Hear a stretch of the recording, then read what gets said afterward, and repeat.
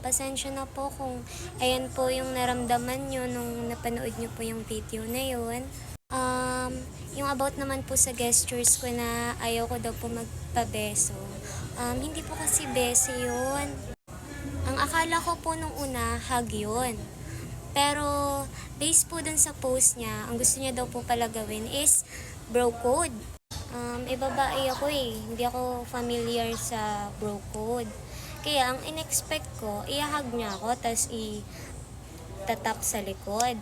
Kasi, usually ganun yung mga ginagawa ng magtotropa pag gusto nila i-comfort yung mga kaibigan nila, 'di ba?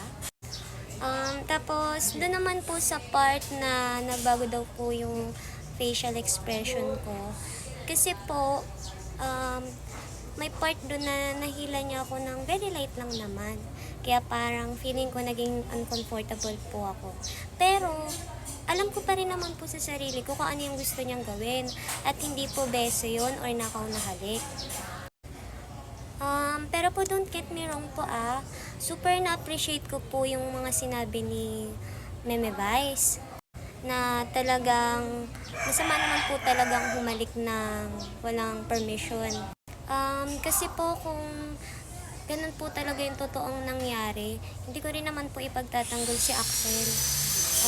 Kasi hindi ko naman po siya kilala eh. Kaya pasensya na po talaga kung ayan po yung naramdaman nyo.